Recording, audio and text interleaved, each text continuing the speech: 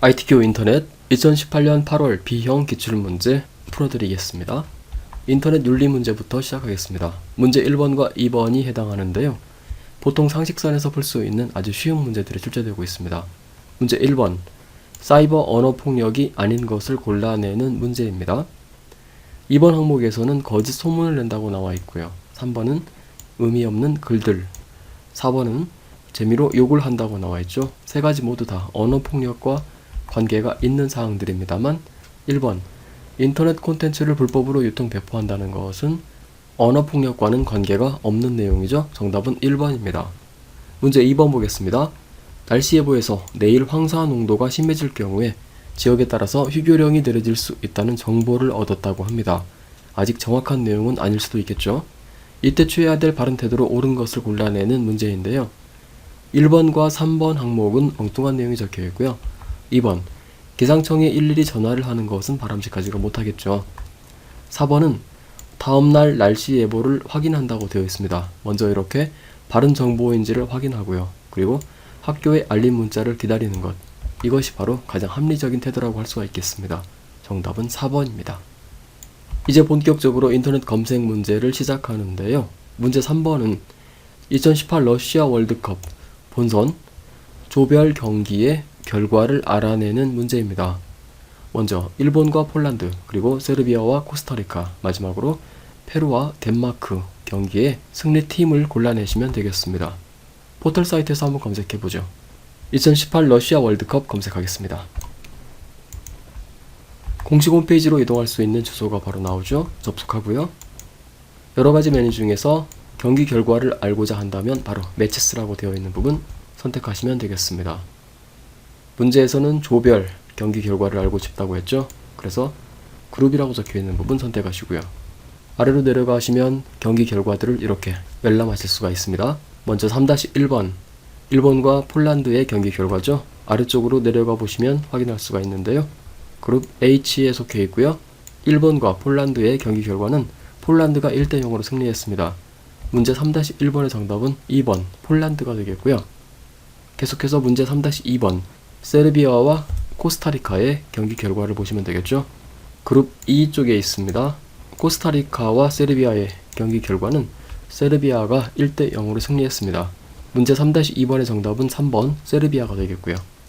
마지막으로 페루와 덴마크의 경기 결과를 알고 싶은데요. 덴마크가 1-0으로 승리했습니다. 문제 3-3번의 정답은 6번 덴마크가 되겠습니다. 문제 4번 보겠습니다. 전문 용어를 검색하는 문제인데요. 범죄 수사에서 적용되고 있는 과학적 증거 수집 및 분석 기법의 일종이라고 나와 있고요. 각종 저장 매체나 인터넷상에 남아있는 디지털 정보를 수집 분석해서 범행과 관련된 증거를 확보하는 수사 기법을 말한다고 합니다. 이 수사 기법을 무엇이라고 하는지 우선 검색을 하셔야 되겠고요. 그 정답이 포함되어 있는 URL까지, 즉 인터넷 페이지의 주소까지 답안에다가 제출을 하셔야 되는 문제입니다. URL을 제출하는 유일한 문제가 되겠고요. 해당 답안이 나와 있는 페이지가 백과사전과 같은 신뢰할 수 있는 자료를 담고 있는 페이지여야 됩니다. 이런 문제 같은 경우에는 단어별로 나눠서 키워드를 넣기보다는 해당 문장 자체를 그대로 입력하시는 것도 좋습니다. 내용이 조금 길기는 하지만 디지털 정보를 수집 분석하여 범행과 관련된 증거를 확보하는 수사기법, 이렇게 길게 키워드를 한번 넣어 보겠습니다. 해당 내용 입력했고요. 검색해 보겠습니다. 검색 결과 중에서 더보기 선택하시고요. 백과사전 항목 선택하십시오. 관련된 내용이 나오고 있습니다. 검색 키워드로 입력한 내용들이 굵은 글씨로 표시가 되어 있죠. 상세 내용을 한번 읽어보겠습니다. 디지털 포렌식이라고 나와 있습니다. 그리고 아래쪽에는 우리가 원하는 검색 내용들이 나와 있죠. 따라서 알고자 하는 내용은 디지털 포렌식이 되겠습니다. 이렇게 해당 수사 기법의 명칭을 바르게 알게 되었으니까요. 이제 디지털 포렌식이라고 하는 내용을 그대로 다시 한번 검색해 보겠습니다. 검색창에다가 디지털 포렌식 검색해서 다시 한번 검색을 하시고요. 백과사전 항목을 선택하시면 되겠죠. 자, 해당 자료들이 나열이 되어 있습니다. 첫 번째 항목 선택하겠습니다. 그래서 아래 내용에서 우리가 알고자 하는 내용이 바르게 입력이 되어 있는지 한번 읽어보시고요. 해당 내용이 맞습니다. 그렇다면 이제 이 백과사전 페이지의 주소를 복사해서 답안 파일에다가 붙여 넣어 주시면 되겠죠. 해당 페이지에서 마우스 오른쪽 버튼 클릭하시고요. 속성 선택하십니다. 주소 URL이 나와 있습니다.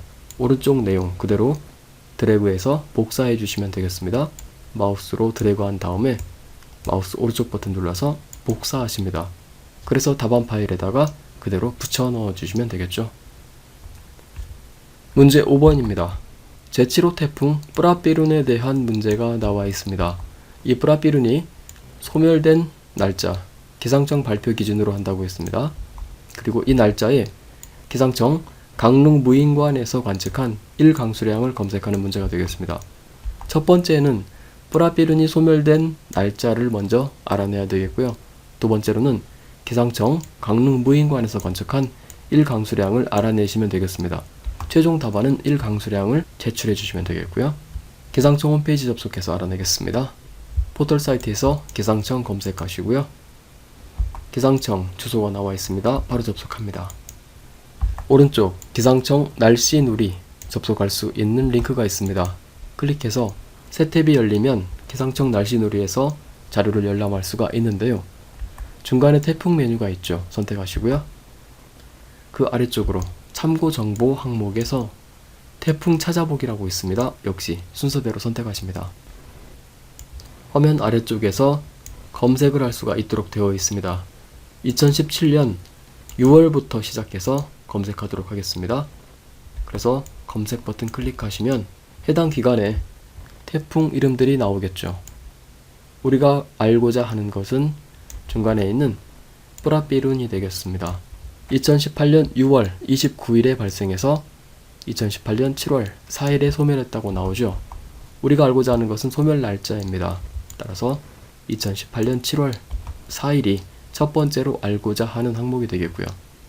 이제 이어서 이 날짜 2018년 7월 4일 기상청 강릉 무인관에서 관측한 1강수량을 알아내겠습니다. 관측 자료 항목이 있죠. 지상 관측 자료에서 과거 자료 항목이 있습니다. 역시 순서대로 선택해 주십시오.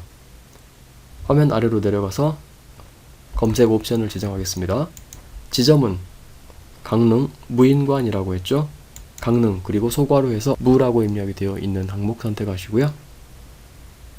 2018년 7월을 선택하십니다. 그리고 알고자 하는 항목은 강수량이죠. 기온, 강수량이 바르게 선택이 되어 있는 상태에서 선택 버튼 클릭하시면 2018년 7월 강릉 무인관의 기온, 강수량, 관측 자료가 이렇게 아래에 나오죠.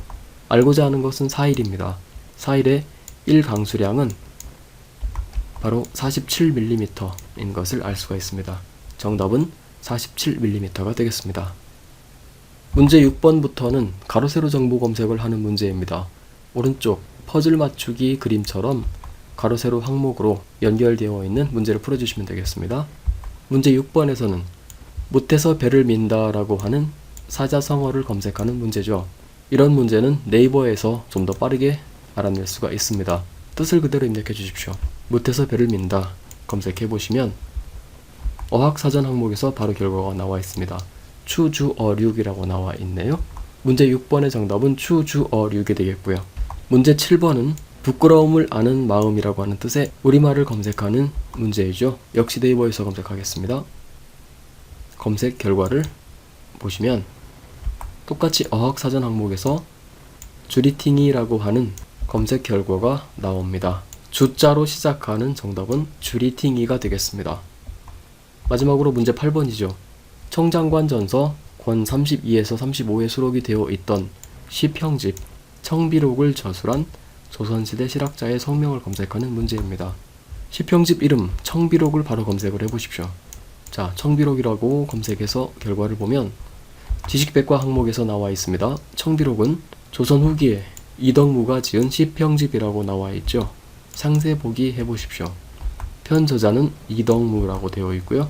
아래쪽으로 내용을 내려가 보시면 청장관전서 권 32에서 35에 수록이 되어 있다고 해서 문제에서 요구하고 있는 내용을 모두 만족하고 있습니다. 따라서 문제 8번의 정답, 이자로 시작하는 정답은 이덕무가 되겠습니다. 문제 9번부터는 실용 검색을 하는 문제입니다. 먼저 길찾기 서비스를 이용하라고 되어 있습니다.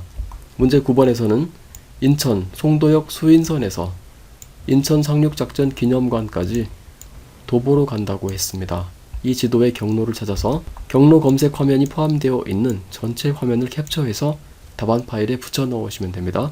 이때 이미지의 크기는 150 곱하기 100mm로 지정을 해 주셔야 되겠고요. 두 가지를 만족해 주셔야 됩니다. 먼저 경로 검색 화면이 포함이 되어 있는 상태를 캡처해 주셔야 되겠고요.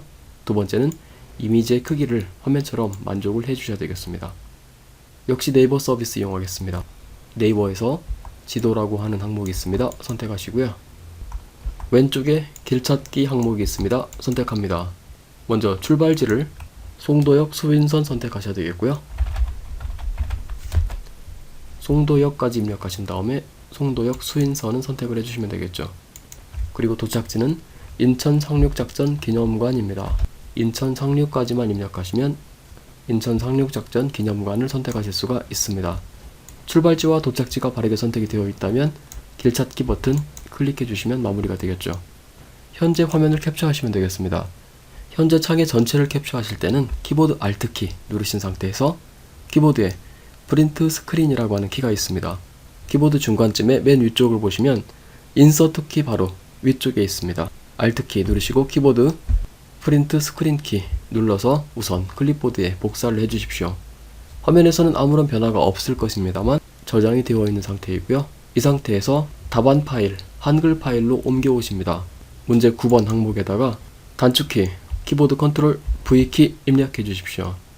그러면 클립보드에 저장이 되어 있던 캡처 이미지가 이렇게 붙여 넣어집니다. 물론 마우스 오른쪽 버튼 클릭해서 붙이기 선택하셔도 되겠고요. 이제 해당 이미지에서 필요 없는 부분들 제거하겠습니다. 자르기라고 하는 명령이 있습니다. 선택하시고요. 기준점에서 아래쪽으로 좀 더 내려서 주소 표시줄과 인터넷 익스플로러의 메뉴 표시줄은 보이지 않도록 하겠습니다. 그런 다음 키보드 엔터키를 눌러 보십시오. 개체 속성 대화 상자가 나타나면서 크기를 지정할 수 있도록 되어 있습니다. 너비와 높이를 문제에서 제시하고 있는 내용 그대로 적용을 해주겠습니다. 너비는 150, 높이는 100mm로 지정하라고 되어 있죠. 바르게 지정했다면 오른쪽에 있는 크기 고정 버튼을 반드시 체크를 해주십시오. 그래야 나도 모르는 사이에 이 이미지의 크기가 바뀌는 문제를 예방할 수가 있습니다. 이 상태로 설정 클릭하십니다. 문제 10번입니다. 바레인 마나마 유네스코 빌리지에서 열린 세계유산위원회에서는 한국의 문화재 총 19건을 새로 등재했다고 나옵니다. 이제 다음 연도, 즉 차기 세계유산위원회의 개최 도시, 도시명을 검색하는 문제입니다. 문화재청 홈페이지 활용하겠습니다. 포털 사이트에서 문화재청 검색해 보십시오. 해당 홈페이지 주소가 바로 나오고요. 역시 접속하십니다. 위쪽 검색 서비스 이용하겠습니다. 핵심 키워드 세계유산위원회 입력해 보십시오. 검색 결과 보겠습니다. 중간쯤으로 화면을 내려보시면 제42차 세계유산위원회가 폐막이 되었다라고 하는 보도자료가 나와 있습니다. 상세한 내용 열람하겠습니다. 등록일은 2018년 7월 5일이고요. 제42차 세계유산위원회가 폐막을 했는데요. 총 19건의 국내 유산을 새롭게 등재했다고 나와 있습니다. 문제의 내용이 포함이 되어 있죠. 좀 더 아래로 내려가서 읽어보겠습니다. 2019년도, 즉 차기 제43차 세계유산위원회는 아제르바이잔의 바쿠에서 개최한다고 나와 있습니다. 우리가 알고자 하는 내용은 도시명이죠. 정답지에는 바쿠라고 적어주시면 되겠습니다. 문제 11번입니다. 동해형 국제여객 터미널에 대한 문제인데요. 블라디보스톡과 사카이미나토를 주 1회 정기 운항하는 여객선이 있다고 합니다. 2018년 8월 넷째 주에 일본 사카이미나토로 가는 해당 여객선의 출발 요일과 시간을 검색하는 문제가 되겠습니다. 포털 사이트에서 동해형 국제여객터미널 검색해 보십시오. 연관 검색어로 DBS 크루즈 횟이라고 나오죠. 여기에 접속해 보겠습니다. 해당 주소 접속하시고요.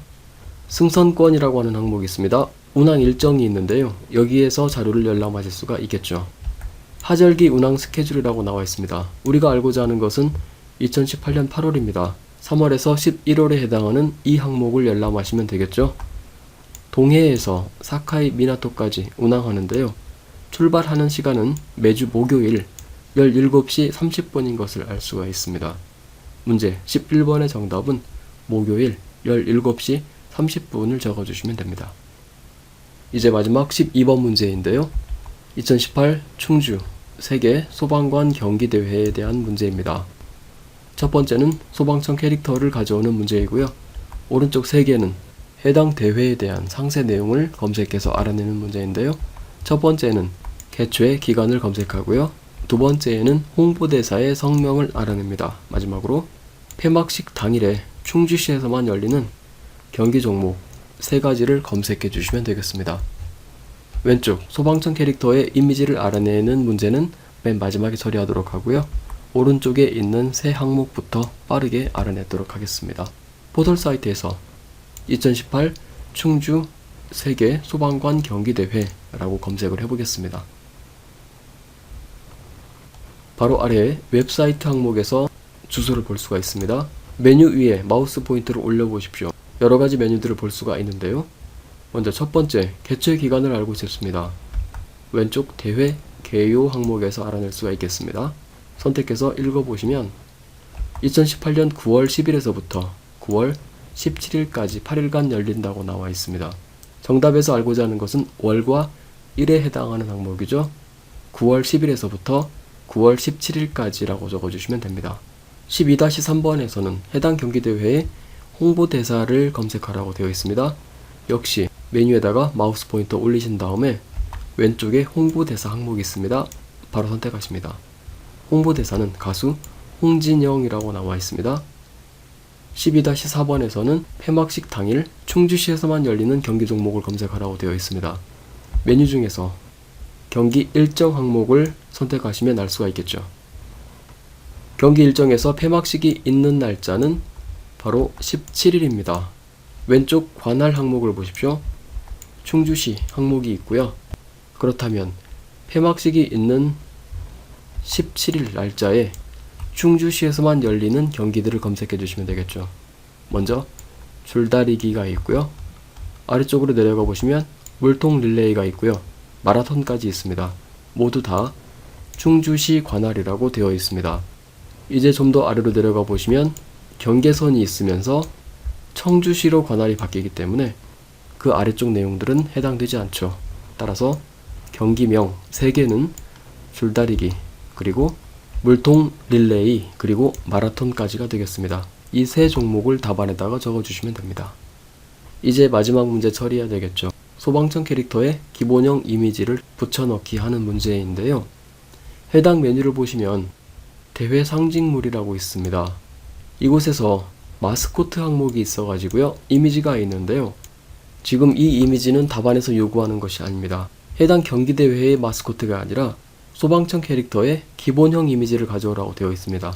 따라서 소방청이라고 하는 기관 홈페이지에 한 번 더 접속을 해주시는 것이 좋습니다.